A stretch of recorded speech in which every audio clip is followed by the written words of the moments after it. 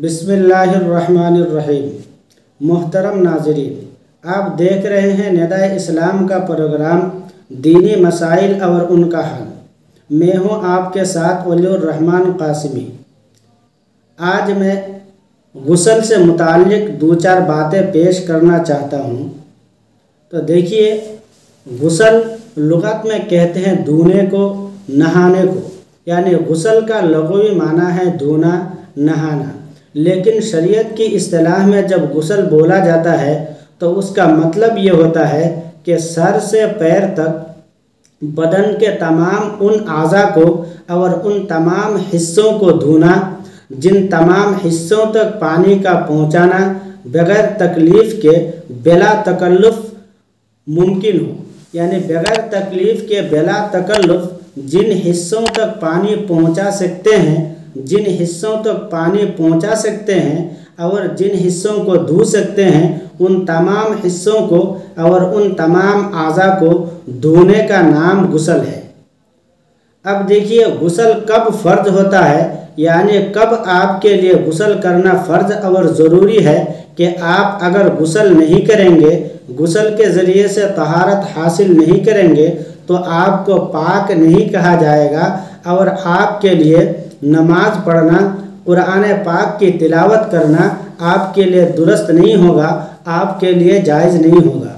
उन तमाम सूरतों को बयान करने की इरादा कर रहा हूँ। तो सुनिए, सबसे पहले जो चीज़ है जिस सूरत में आप पर गुस्ल फ़र्ज होता है, आपके लिए गुस्ल करना ज़रूरी होगा, वह सूरत है मियाँ और बीवी जब शरीयत के एतबार से, शरई एतबार से जब सोहबत करें, दोनों एक साथ मिले, हम बिस्तरी करें, उसके बाद मियाँ और बीवी दोनों पर गुस्ल फ़र्ज होता है और गुस्ल करना ज़रूरी होता है।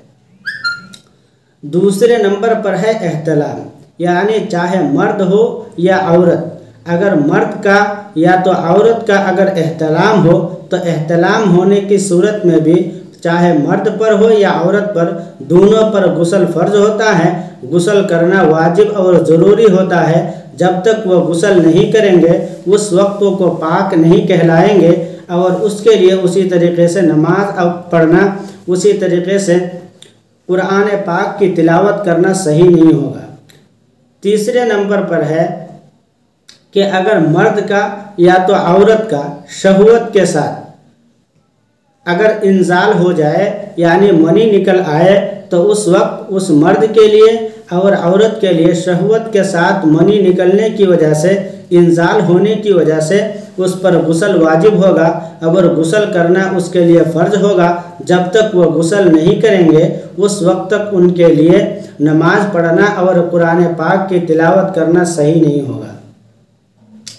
चौथे नंबर पर है औरतों का जब माहवारी की जो मुद्दत है वह मुद्दत पूरी होती है, जब औरत का हैज़ का खून निकलना बंद होता है, हैज़ की मुद्दत से जब औरत फारिग होती है उस वक्त उस औरत पर भी गुस्ल वाजिब होती है।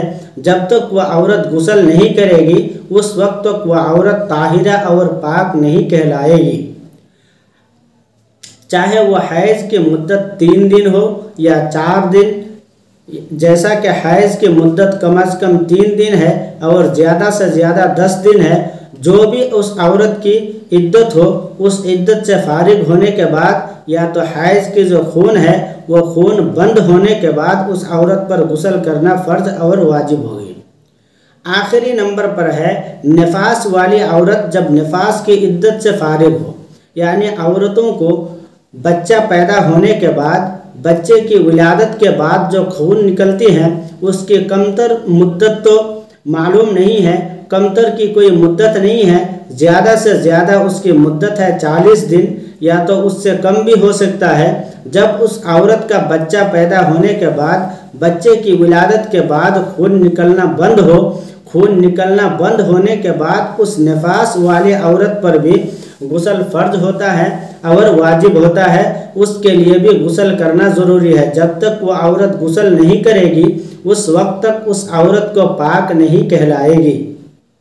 देखिए, यहाँ चंद सूरतें हैं जिन जिन सूरतों का बयान किया गया है कि उन सूरतों के पेश आने की सूरत में मर्द पर और औरत पर गुस्ल करना फ़र्ज और वाजिब हो गए।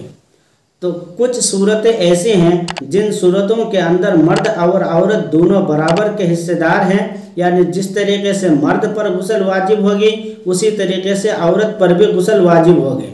तो वो तमाम सूरतें जिसमें मर्द और औरत दोनों शरीक हैं, जैसा कि सुहबत वाली सूरत है, उसी तरीके से एहतलाम की सूरत है, शहवत के साथ इंजाल होने की सूरत है, इन तीनों सूरतों में मर्द पर भी गुस्ल वाजिब होगा, औरत पर भी गुस्ल वाजिब होगा। और आखिरी जो दो सूरतें हैं, ये दोनों सूरतें चूँकि औरतों के साथ ख़ास है और औरतों को ही ये पेश आती हैं, इसी वजह से औरत के लिए इन दोनों सूरतों के ख़त्म होने के बाद, यानी हैज़ की मुद्दत ख़त्म होने के बाद, हैज़ की जो खून है उस खून के निकलना बंद होने के साथ साथ उसी तरीके से नफास का जो खून है, नफास के खून निकलने के बाद, बंद होने के बाद नफास वाली औरत पर, उसी तरीके से हैज़ वाली औरत पर भी गुस्ल करना फ़र्ज और ज़रूरी है। गुस्ल जब तक नहीं करेगी उस वक्त को औरत पाकिज़ा और ताहिरा नहीं कहलाएगी।